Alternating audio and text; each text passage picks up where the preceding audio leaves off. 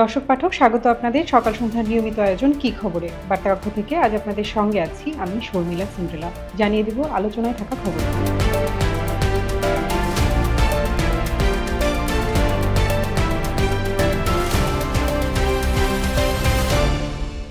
তিস্তা নদীর পানি বেড়ে দেশের উত্তরাঞ্চলের ৫ জেলার নিম্নাঞ্চল প্লাবিত হতে পারে বলে আভাস দিয়েছে পানি উন্নয়ন বোর্ডের বন্যা পূর্বাভাস ও সতর্কীকরণ কেন্দ্র। শনিবার কেন্দ্রের বুলেটিনে বলা হয়েছে, আগামী ২৪ ঘন্টায় লালমনিরহাট, নীলফামারী, রংপুর, কুড়িগ্রাম ও গাইবান্ধা জেলায় তিস্তা নদীর পানি বিপদসীমা অতিক্রম করতে পারে এবং জেলাগুলো সংশ্লিষ্ট চরাঞ্চল ও কতিপয় নিম্নাঞ্চল প্লাবিত হতে পারে।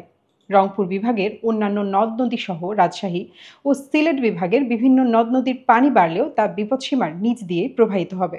হিজবুল্লাহ প্রধান হাসান নাসারাল্লাহকে হত্যার দাবি করেছে ইসরায়েল প্রতিরক্ষা বাহিনী। শুক্রবার লেবাননের রাজধানী বৈরুতে চালানো হামলায় তিনি নিহত হয়েছেন এমনটা বলা হচ্ছে। নাসারাল্লাহর মৃত্যুর খবর নিশ্চিত করে বিবৃতি দিয়েছে হিজবুল্লাহ। লেবাননের শিয়া মতাবলম্বী হিজবুল্লাহ আন্দোলনের নেতা শেখ হাসান নাসারাল্লাহ, তাকে মধ্যপ্রাচ্যের অত্যাধিক প্রভাবশালী ব্যক্তিত্ব হিসেবে দেখা হয়। ইসরায়েলের আক্রমণের শিকার হতে পারেন এই শঙ্কা থেকে গত কয়েক বছর ধরেই তাকে জনসমক্ষে দেখা যায়নি। চিকিৎসা, ভ্রমণ কিংবা কেনাকাটা বাংলাদেশিদের প্রিয় গন্তব্য ভারত, কিন্তু প্রায় ২ মাস ধরে পর্যটক ভিসা দেওয়া বন্ধ রেখেছে ভারত। মেডিকেল ভিসাও দেওয়া হচ্ছে খুবই কম, আছে কড়াকড়ি। এখন তাহলে কোথায় গন্তব্য হবে বাংলাদেশি পর্যটকদের? এ নিয়ে একটি প্রতিবেদন লিখেছেন আমাদের সহকর্মী আসিফ সিদ্দিকী। কি খবরে যুক্ত হচ্ছেন তিনি। আসিফ, আপনাকে স্বাগত। সিন্ড্রেলা, আপনাকেও স্বাগত। আচ্ছা, আপনার কাছে একটু জানতে চাই যে বাংলাদেশি পর্যটকদের জন্য ভারত কেন এত জনপ্রিয় গন্তব্য? হ্যাঁ, আমরা দেখেছি ৫ই আগস্ট আওয়ামী লীগ সরকারের পতনের পর থেকে মূলত ভারত সরকার বাংলাদেশের যে ভিসা প্রক্রিয়া ছিল সেটা বন্ধ রেখেছে। তো কিছুদিন আগে আমরা জেনেছি যে শুধুমাত্র মেডিকেল ভিসা এবং পিওর এবং জেনুইন যারা মেডিকেল ভিসা চিকিৎসার জন্য ভারতে যেতে চান, শুধুমাত্র তাদেরকেই আসলে কিছু সংখ্যক ভিসা, মেডিকেল ভিসা দেওয়া হচ্ছে। ট্যুরিস্ট এবং অন্য শপিং, ভ্রমণ বা অন্য যে কোনো কাজে যারা যেতে চাচ্ছেন তাদেরকে আসলে ভিসা কোথাও দেওয়া হচ্ছে না। আমরা যেটা জানি যে বাংলাদেশে ভারতের 16টি ভিসা সেন্টার আছে, যেখান দিয়ে আসলে তারা বিপুল পরিমাণ ভিসা অনুমোদন দিয়ে থাকেন, আবেদন জমা নেন এবং অনুমোদন দিয়ে থাকেন।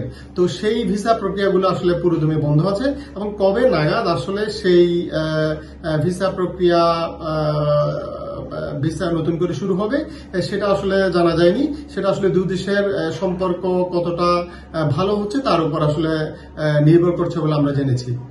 ভারতের ভিসা কড়াকড়ি এখন কোন পর্যায়ে আছে আর এটা কেন হচ্ছে? বাংলাদেশি পর্যটকদের জন্য অনেক বছর ধরে আসলে ভারতের অনেকগুলো গন্তব্য জনপ্রিয় হয়ে উঠেছে। এর প্রধান কারণ হচ্ছে আসলে সময় সাশ্রয়, তারপর হচ্ছে ভিসা যে পাওয়ার সহজীকরণ, খুব সহজে ভিসা পাওয়া, একই সাথে আপনার যে ফ্লাইট টাইম, আকাশপথে যে এবং যে কানেক্টিভিটি, বিমানের সাথে যে কানেক্টিভিটি এবং রেলপথে যে কানেক্টিভিটি, 3টা কানেক্টিভিটি দিয়ে আসলে ভারতের গন্তব্যগুলোতে যাওয়া অনেক সহজ এবং খরচ অনেক কম হয়। এই বিষয়গুলোর কারণেই আমরা দেখেছি যে প্রতি বছরই বাংলাদেশ থেকে বিপুল পরিমাণ পর্যটক ভারতে যাচ্ছেন। আমরা সর্বশেষ যদি 2023 সালের একটা হিসাব আপনাকে বলি, আমরা রিপোর্টে যেটা উল্লেখ করেছি সেটা হচ্ছে 2023 সালে অন্তত 14 লাখ বাংলাদেশি ভারতে গিয়েছেন, যাদের বেশিরভাগই আসলে চিকিৎসা সেবা নিতে গেছেন আর কি। চিকিৎসা নিতে যাওয়া এই সংখ্যাটা হচ্ছে আপনার 4.5 লাখের মতো। আমরা যদি 2022 সালের সাথে কম্পেয়ার করি তখন দেখবো আসলে 3.5 লাখের মতো বাংলাদেশি সে বছর ভারত গিয়েছেন। তো আমরা প্রধানত 3টি মোটা দাগে ভারতে যাওয়ার কারণ চিহ্নিত করেছি। একটা হচ্ছে চিকিৎসা সেবা, আরেকটি হচ্ছে আপনার শপিং করা, তৃতীয়ত হচ্ছে আসলে যে ভ্রমণের জন্য বিভিন্ন ভারতের স্টেটগুলো যেগুলো আছে সেগুলোতে যাওয়া আর কি। ভারতের পথ যদি বাংলাদেশিদের জন্য না খুলে তাহলে বাংলাদেশিদের গন্তব্য কোন দেশ হতে পারে? হ্যাঁ, সিন্ড্রেলা, ভালো প্রশ্ন করেছেন আপনি। আসলে থাইল্যান্ড যে বিকল্প হতে পারে সেজন্য কিছু একটা নেগেটিভ একটা বিষয় আছে। সেটা হচ্ছে আপনার থাইল্যান্ডে যাওয়ার ক্ষেত্রে আপনার ঢাকা ছাড়া অন্য কোনো বিমানবন্দর থেকে যাওয়ার সুযোগ নাই। এখন আপনি যদি ভারতের সাথে কম্পেয়ার করে তাইলে ধরেন ভারতে হচ্ছে ঢাকার পাশাপাশি চট্টগ্রাম থেকে যাওয়ার একটা সুযোগ আছে। তো আমরা যদি থাইল্যান্ড যদি একটা ভালো বিকল্প বিবেচনা করি, তাইলে বাংলাদেশের অন্তত বড় শহরগুলোতে, বিশেষ করে চট্টগ্রাম এবং সিলেট থেকে সরাসরি একটা ফ্লাইট চালু করার যদি ব্যবস্থা করা যায়, তাইলে আসলে এটা বড় অন্তরায় কেটে যাবে বলে আমার মনে হয়। পাশাপাশি আপনি দেখবেন খরচের একটা বিষয় আছে। ভিসা ফির ক্ষেত্রে আপনি থাইল্যান্ডে যেতে ভিসা ফি লাগে আপনার 7,000 টাকার মতো, এবং আমরা যদি ভারতের সাথে কম্পেয়ার করি, সেখানে আপনার ভিসা ফি লাগে মাত্র 800 টাকা। আবার আপনার ভারতে যেতে ভিসার ক্ষেত্রে আপনার অনেক ক্ষেত্রে দেখা যায় 6 মাসের ভিসা দিয়ে দেয় এবং মাল্টিপল একটা এন্ট্রি ভিসা দিয়ে দেয়, তো সেটা একটা বড় সুযোগ থাকে। কিন্তু আপনি যদি থাইল্যান্ডের ক্ষেত্রে দেখেন, তাহলে ওনারা হয়তো 3 মাসের জন্য ভিসা দিচ্ছে, তো ওখানে দেখা যাচ্ছে সিঙ্গেল এন্ট্রি দিচ্ছে, অর্থাৎ আপনি একবার যাবেন একবার চলে আসবেন। সেটা একটা নেগেটিভ বিষয় আমরা মনে করি। এখন থাইল্যান্ড সরকার যদি চায় যে এই বাধাগুলো দূর করবেন দ্রুত, তাহলে অবশ্যই বাংলাদেশিরা এটাকে লুফে নেবেন আর কি। আর পাশাপাশি হচ্ছে আপনার ভাড়ারও একটা বিষয় আছে, বিমান ভাড়া। ঢাকা থেকে আপনি যদি থাইল্যান্ডে যান, তাহলে আপনার বিমান ভাড়া পড়বে হচ্ছে আপনার 26,000 টাকার মতো। এট দ্য সেম টাইম আপনি যদি ঢাকা থেকে কলকাতা যান, তাহলে 16,000 টাকার মতো আপনার বিমান ভাড়া পড়ে। তো আসলে এই অনেকগুলো বিষয় বিবেচনা নিয়ে আমরা রিপোর্টটা করেছি। তো আমার মনে হচ্ছে যে যারা কর্তৃপক্ষ, তারা যদি আসলে এই বিষয়গুলো বিবেচনায় নেন, তাইলে একটা ভালো একটা গন্তব্য হয়ে উঠতে পারে বাংলাদেশের জন্য।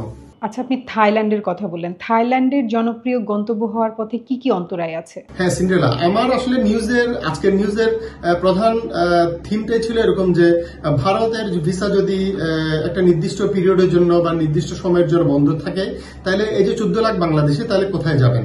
তো আমি আসলে বিশ্লেষণ করে দেখিয়েছি যে আমাদের কাছাকাছি ভারতের বদলে যে বিকল্প দেশ হতে পারে, সেগুলো আমি বিশ্লেষণ করে দেখিয়েছি।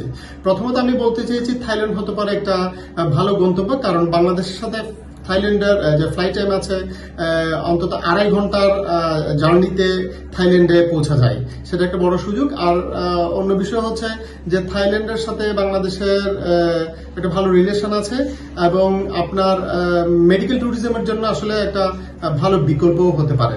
তো আমরা দেখেছি যে বাংলাদেশ থেকে যদি কাছের গন্তব্যগুলোতে বাংলাদেশিরা চিকিৎসার জন্য যান, সেখানে আছে মালয়েশিয়া, সিঙ্গাপুর এবং দুবাই এবং সৌদি আরব। আসলে এই দেশগুলোতে 5 ঘন্টা জার্নি লাগে, সেখানে প্লেন ফেয়ার অনেক বেশি।